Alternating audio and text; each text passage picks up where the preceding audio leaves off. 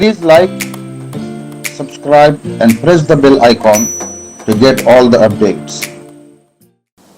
సచ్చిదానంద స్వరూపుడు, సత్ చిదానంద స్వరూపుడు అంటారు దేవుడిని.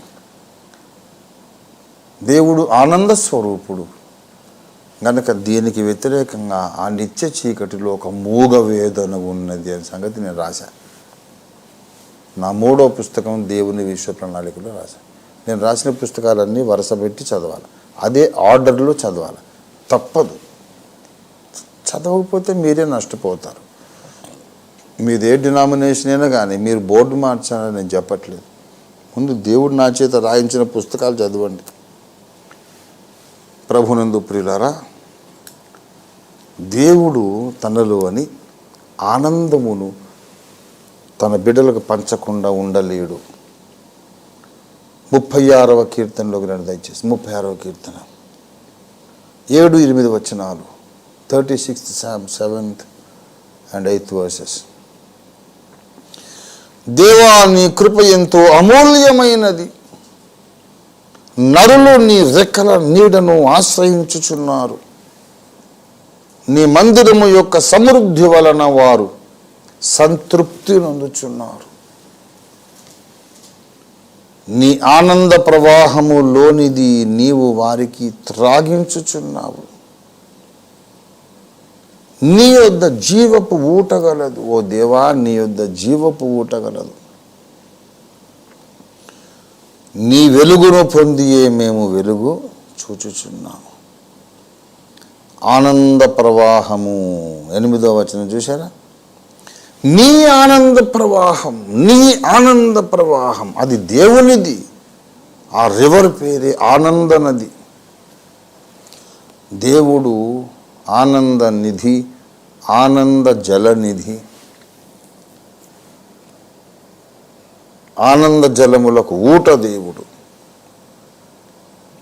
ప్రభునందు ప్రియులారా, ఆ ఆనందం అనే ఊట దేవుళ్ళు ఊరుతూ ఉంది కనుక తన ప్రజలందరికీ ఈ ఆనంద ప్రవాహము త్రాగిస్తూ ఉన్నాడు దేవుడు. ఆనంద ప్రవాహములోది త్రాగిన వాళ్ళు కొరడా దెబ్బలు తిని కూడా స్తుతులు పాడగలుగుతారు. ఆనంద ప్రవాహములోని త్రాగిన వారు బెత్తములతో కొట్టబడి చెరసాల్లో పడవేయబడి కూడా ఆరాధన స్తుతి దేవునికి చెల్లించగలుగుతారు. ఆనంద ప్రవాహం ప్రతి క్రైస్తవుని జన్మ హక్కు, ప్రతి క్రైస్తవ విశ్వాసికి జన్మ హక్కు. చెప్పన శక్యమైన సంతోషం, మహిమాయుక్తమైన సంతోషం, ఆనంద ప్రవాహంలోని కడుపారా త్రాగడం నీ జన్మ హక్కు. అయితే సాతాను పరిశుద్ధంగా ఉందామనుకున్నోళ్ళ మనసంత వేదనతో నింపేస్తున్నాడు. కొంతమందికి భార్య మంచిది కాదు, కోఆపరేట్ చేయలేదు, వెళ్ళిపోయింది, వాళ్ళు వేదన పడడానికి ఒక అవకాశం ఉంది. లేకపోతే స్త్రీలకు భర్త మంచివాడు కాదు, బాధ పెట్టి వాడు ఆఖరికి దూరం అయిపోయాడు, వాళ్లకు బాధపడడానికి ఒక కారణం ఉంది. కొంతమందికి పిల్లలు లేరు, బాధపడడానికి ఒక కారణం ఉంది. కొంతమందికి తగినంత ధన సంపాదన లేదు, అనుకున్న బట్ట కట్టుకోలేరు, అనుకున్న భోజనం చేయలేరు, పేదరికం. అది చాలా బాధాకరం. కారణాలు ఉన్నాయి కొంతమందికి బాధపడడానికి, కానీ కొంతమందికి ఇలాంటి కారణాలు లేవు. పెళ్ళయింది, భార్యాభర్తలు అన్యోన్యంగా ఉంటారు, చక్కని పిల్లలు ఉన్నారు, ఉండటానికి బంగళాయే కాకుండా ఇంకో 3 బంగళాలు ఉన్నాయి, రెంట్ తీసుకొస్తే ఆ బంగళాలు, వాహనాలు ఉన్నాయి, ధనం ఉంది, కనకం ఉంది, వస్తువులు ఉన్నాయి, వాహనాలు ఉన్నాయి, సమాజంలో పరపతి ఉంది. చెప్పుకోవటానికి ఈ ఒక్క కారణం బట్టి నేను బాధపడుతున్నానండి అని చెప్పటానికి ఏమీ లేదు. కానీ ఒకడే కూర్చొని బాధపడుతూ ఉంటాడు, మూగ వేదన. నేను అనుభవించాను అది. నా మార్గములను మెళకువగానే కాచుకొనుచునే నడచితినయ్యా, అయినను వేదనల్ అధికములాయెను, అయినను వేదనల్ అధికములాయెను, ఎదలో మంటయు రగిలెగదయ్యా, ఎదలో మంటయు రగిలెగదయ్యా. రేయింబవలు నాయార్తధ్వని నీ సన్నిధిలో వినబడుచున్నది. ప్రభునందు ప్రియులారా, ఎందుకు అర్థము కాని మూగ వేదనకు కారణం ఆ దుష్టుడు. నిత్య చీకటిలోని మూగ వేదన పడిపోయినప్పుడు లూసిఫరు సాతాను లోపలికి వచ్చేసింది. ఆ మూగ వేదన వాటిలో ఊరుతూ ఉంది. దేవునిలో ఆనంద ప్రవాహం ఊరుతూ ఉంది.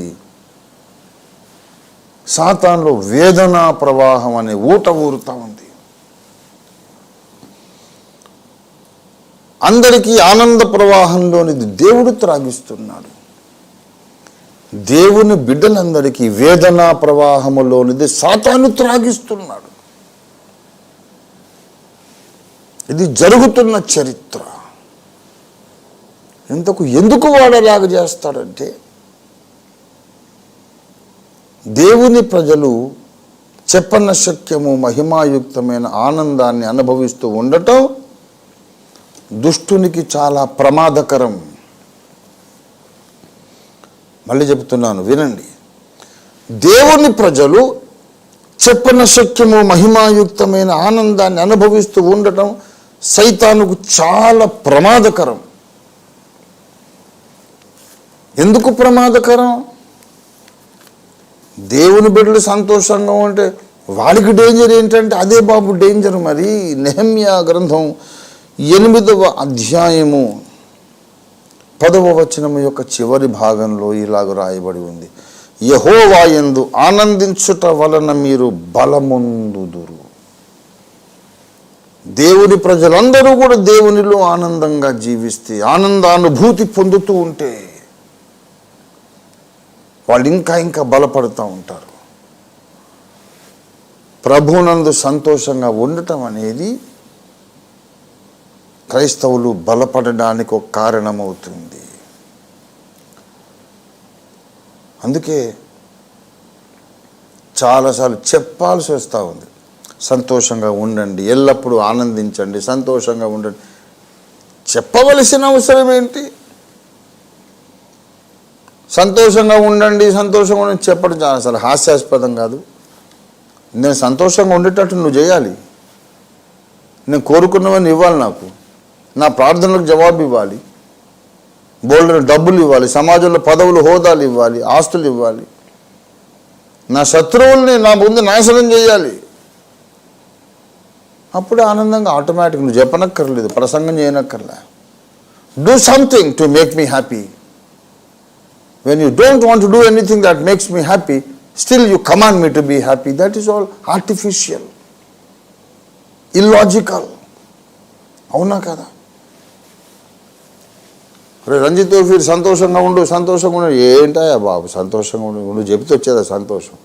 పరిస్థితులు మార్చు, సమస్యలు పరిష్కరించు, అప్పులు తీర్చు.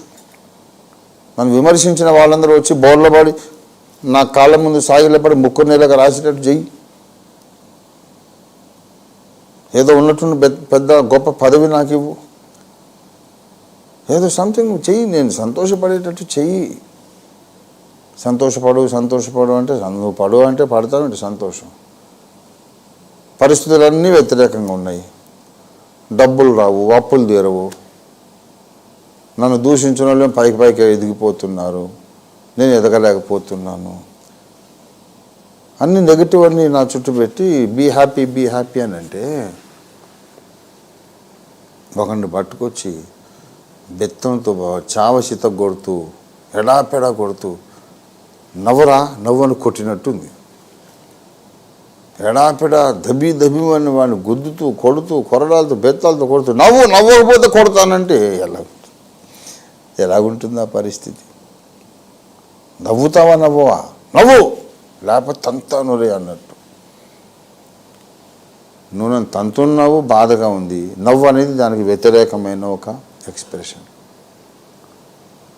అన్ని విధాల గాయపరుస్తూ, అవమానపరుస్తూ, సంతోషంగా ఉండండి ఉండండి అంటే ఎంత అన్రీజనబుల్, ఇల్లాజికల్ యాటిట్యూడ్ కదా అది.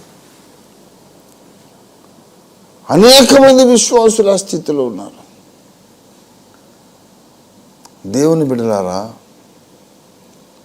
సంతోషించలేరు.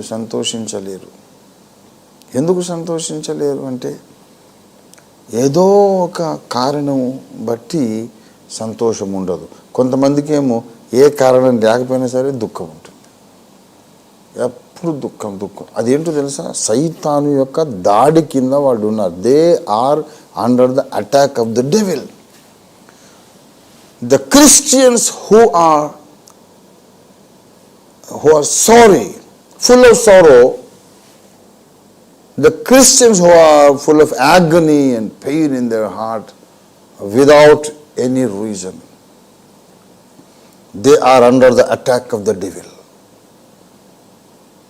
The Christians who are full of inexplainable agony in their heart, they are under the attack of the devil. వివరింపశక్యము కానీ కారణం చెప్పలేనటువంటి మూగ వేదన ఎవరైతే అనుభవిస్తున్నారో వాళ్ళందరూ కూడా invariably they are all under the attack of the devil. వాళ్ళు తప్పు చేస్తున్నారని అంటం లేదు. ఆ బద్మాష్ గాడు వాళ్ళని దాడి చేస్తున్నాడు అంటున్నాం. They are victims. ఎప్పుడు బాధగా దుఃఖంగా ఉండేవాళ్ళు నేరస్తులు కాదండి, విక్టిమ్స్. వాళ్ళు బాధితులు, నష్టపోతున్నారు, శత్రు దాడిలో గాయపడుతున్నారు. వాళ్ళు చెడ్డోళ్ళు కాదు, మంచివాళ్ళు. ఎందుకు ఆ వేదన నింపుతాడంటే ఆ వేదన ఉన్నంతసేపు మనసారా స్తుతించలేరు కదా, దేవుళ్ళు ఆనందించలేరు కదా, దేవుణ్ణి ఆరాధించలేరు కదా, వాళ్ళు బలహీనం అయిపోతారు. ఎట్లాగూ దేవుడిలో ఆనంద ప్రవాహం ఉన్నట్టు వాడిలో వేదన ప్రవాహం ఉన్నది. ఆ నిత్య చీకటి వచ్చేసినందుకు వాడికి వేదన ప్రవాహం ఊరినట్టు ఊరుతా ఉన్నది. అది వాడు కంటైన్ చేసుకోలేడు. ఎవరికన్నా వాడికి ఎక్కించాలి. ఎవరికి ఎక్కిస్తాడు? ఎవడైతే వాడికి థ్రెట్గా మారిపోయారో వాళ్ళకి ఎక్కిస్తాడు. ఎవరైతే దేవుళ్ళు ఆనందిస్తూ బలం పుంజుకుంటూ అంతకంతకు బలాఢ్యుడై నానాటికి బలాభివృద్ధి పొందొచ్చు, గుమ్మాలు పెకలించేస్తానని సంసోన్లాగా ఎవరైతే వస్తున్నారో వాళ్ళ లోపల ఈ వేదన పెట్టేస్తాడు. వెంటనే వాళ్ళు చతికిల పడిపోతారు. ఏంటబ్బా, ఏదో వేదన, నేను ఎక్కడైనా తప్పు చేశానా, నాకేదైనా నష్టం జరగబోతుందా, సావు ముంచుకొస్తుందా, దేవుడు నన్ను వదిలేశాడా, ఏంటి ఏంటి ఏంటి ఏంటి ఏంటి ఈ ఆత్మ పరిశోధనలో మునిగిపోయి నానాటికి కృంగిపోయి ఆనందమే లేని బ్రతుకులోకి వచ్చేస్తారు. యెహోవా యందు ఆనందించుట అనేది ఎప్పుడైతే లేదో వారు బలం పొందడం అనేది కూడా ఉండదు. Christians are filled with the inexplainable agony, and the source is from the devil. The source of the inexplainable agony is none other than the devil himself. He is the source. అక్కడి నుంచి వచ్చిన ఆ వేదనతో విశ్వాసులు బలహీన పడిపోతున్నారు. క్రీస్తు సంఘము బలహీనమైపోతుంది. దీనికి పరిష్కారం ఏంటండి?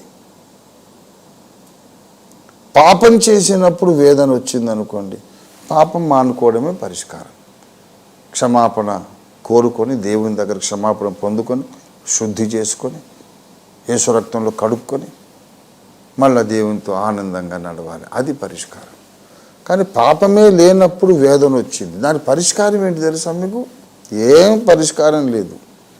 ఆ కొండగాడి మీద దాడి చేయటమే, అదొకటే పరిష్కారం. నాలో ఏమన్నా ఉంటే దిద్దుకుంటాను, దిద్దుకోవడానికి ఏమీ లేదు. అప్పుడు ఏం చేసుకోవాలి మరి? ఆ వేదన ఎట్టపోవాలా? ఎలా పోతుందండి? ఏముంది అసలు దిద్దుకోవడానికి ఏముంది? వ్యభిచారం చేయలేదు, నరహత్య చేయలేదు, విగ్రహారాధన చేయలేదు, అభిచారంలో పాల్గొనలేదు, ఇంకా చేతనైనంతగా ప్రేమ చూపిస్తున్నాం, కొవ్వొత్తిలా కరిగిపోతున్నాం, అందరి కష్టాలు మా కష్టాలు అనుకుంటున్నాం, డబ్బులు దాచుకోకుండా ఊరి మీద జల్లేస్తూ ఉన్నాం, అందరు ఎవరి కష్టంలో ఉన్నా నా బంధువులే అనుకున్నాము. అయినా సరే వేదన. ఇంకేం చేయాలా? ఇంకా ముక్కు కళ్ళు చెవులు కోసుకోవాలా, పొడుచుకోవాలా? ఏం చేయాలి? ఎవ్వరు సమాధానం చెప్పరు. ఏంటో బాబు, కొన్ని వందల మంది పాస్టర్లు, పాస్టమ్మలు, సువార్థికురాళ్ళు, వందలేంటి వేల మంది ఇదే వేదన బ్రతుకు వెళ్ళమారుస్తున్నారు. బ్రతుకు తెల్లారిపోతుంది. దీనికి ఏం పరిష్కారం లేదు. ఒకటే పరిష్కారం. మనమందరం మూకుమ్మడిగా ఒక్కటై ఆ కొండగాడి మీద దాడి చేసి వాడిని పెక్కలించేసేయాలి. Uproot this great mountain which is the source of inexplainable agony in the hearts of the people of God. నాకు తెలిసి ఎందరో ఈ రాత్రి ఈ మాటలు వింటున్న వాళ్ళు ఈ వేదన అనుభవిస్తున్నారు. మీరు ఏమనుకుంటున్నారంటే, ఏదో నాకు తెలియని తప్పేదో నాలుగు ఉండి ఉంటుంది, నాకు ఇంకా తెలియట్లేదు, అది దిద్దుకున్న నాడు నాకు ఆనందం వస్తుంది అనుకుంటున్నారు. మీరు చాలా తప్పు. Please like, subscribe and press the bell icon to get all the updates.